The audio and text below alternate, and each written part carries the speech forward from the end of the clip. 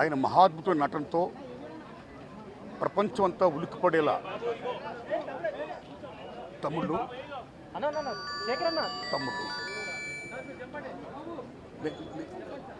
Sir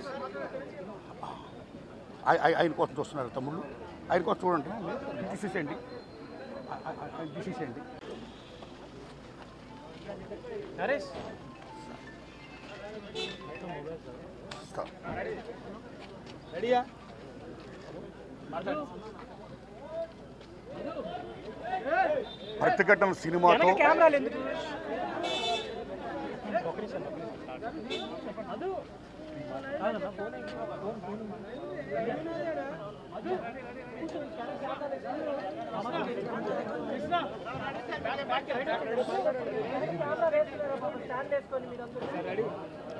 ప్రతిఘటన సినిమాతో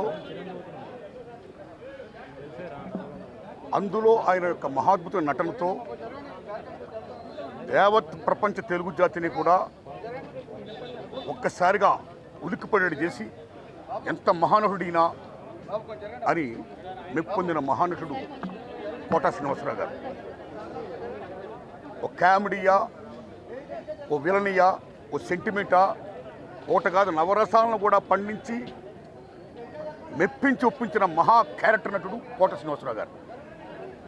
ఒక రాజనాల గారు ఎరా చూసాం, ఓ కైకాల సత్యనారాయణ గారు ఎరా చూసాం, ఓ రావు గోపాలరావు గారు ఎరా చూసాం, ఓ కోటా శ్రీనివాసరావు గారు ఎరా చూసాం. మొన్నటి దగ్గర రీసెంట్గా ఆయన శకం ముగిసింది. ఆయన గొప్ప స్టేజీ యాక్టరే కాదు, అనేక పాత్రలు పోషిస్తూ, అనేక యాసలు మాట్లాడుతూ, అనేక భాషలు మాట్లాడుతూ, అన్నిటిని మించి గొప్ప స్నేహపాత్రుడు. అందరి టెక్నీషియన్ని, నటీనటుల్ని, మొత్తం 24 క్రాఫ్ట్స్ను కూడా సొంతంగా ఒక అన్నదమ్ముల్లో ఫీల్ అవుతూ గొప్ప ఆప్యాతలు పెంచిన మహానుభావుడు, ఒక మాననీయకోణం ఉన్న మహానటుడు కోటా శ్రీనివాసరావు గారు. ఇవన్నీ ఒకెత్తైతే ఆయన దగ్గర గొప్పతనం ఏంటంటే బిజినెస్ అని చెప్పి, పాన్ ఇండియా పేరు అని చెప్పి చాలామంది ఇతర భాషా నటులు తీసుకొస్తూ తెలుగు సినిమాల్లో మీరు ప్రవేశపెడుతున్నారు. అలాగా మీరు చేయడం వల్ల ఎంతమంది తెలుగు నటులు గొప్పవాళ్ళందరికీ కూడా వాళ్ళ టాలెంట్ ఉపయోగించుకునే పరిస్థితిలో ఉంది ఈవేళ. ఇది కరెక్ట్ కాదు.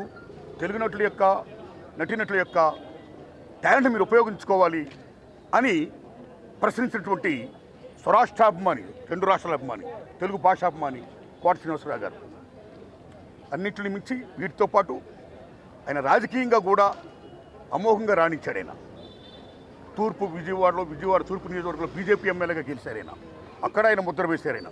ఆయన కమిట్మెంట్కి రాజకీయ పరంగాన, సామాజిక పరంగాన, కళారంగంగాన, ఏ రంగంగానైనా సరే ఆయన కమిట్మెంట్కి హ్యాట్సప్ చెప్తూ ఆయన లేని లోటు తెలుగు సినిమా పరిశ్రమకి పోర్చలేనిది. మహాకవి ఆత్రేయ గారు చెప్పినట్టు పోయినోళ్ళందరూ మంచోళ్ళు, ఉన్నోళ్ళు పోయినోళ్ళ తీర్పుతులుగా, ఆయన తీర్పుతులుగా మనందరం ఉంటూ ఆయన ఆశించిన గొప్ప తెలుగు పరిశ్రమ అభివృద్ధి యొక్క ఆ దశకి, ఆ ఉచ్చ దశకి చేరుకోవాలని, పయనించాలని కోరుకుంటూ god bless his soul, god bless us.